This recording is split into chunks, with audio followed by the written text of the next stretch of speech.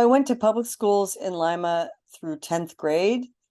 I was fortunate enough that my older siblings had gone away to boarding school. We didn't have a very good educational system in our town. And my father's company was doing well enough, and education was very important in our family. I was also a serious swimmer. So I went to a boarding school that also had a very strong competitive swimming program. And when I came along, my parents were like, oh, they didn't know if they really wanted to have their last kid leave already. But I was like, I'm going. I'm out of here. So I went to Mercersburg Academy in Mercersburg, Pennsylvania, which is about an hour and a half out of Washington, D.C.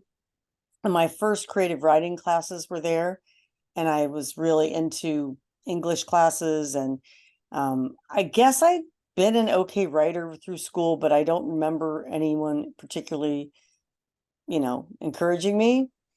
But I really enjoyed my creative writing experiences at Mercersburg. And I was there. I got a subscription to the Washington Post, and it was during the Watergate era.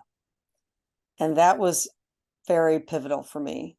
I was reading the Washington Post every day in its heyday of Woodward and Bernstein days of discovering what really went down in the Nixon administration. And however, I went my first year of college to Tulane in New Orleans. And that's where I really missed this journalism thing that had somehow taken root in me. And I met this woman one day on campus who was a columnist for the Times-Picayune. And I said, I'd love to come and just see your world someday.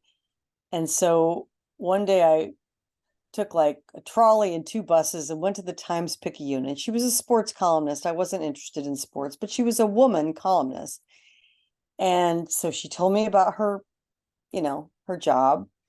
And then I was there long enough to see the paper, literally the papers going, on the conveyor belt and being printed. And it's a little corny, but I absolutely swooned. I bit some bug right then. And I transferred to University of Michigan, where I joined the Michigan Daily. And that was it. It was we didn't really go to journalism classes, but I was just totally smitten by the field. And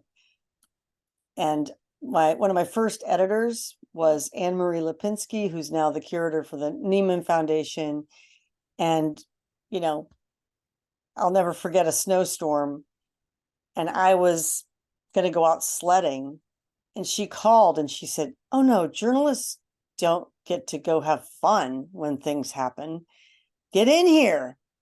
So that was my first introduction to this being sort of a lot of work, and you didn't get to go have fun, but I didn't care. And I'm still to this day very close friends with the editors from my class, and it was a very formative experience.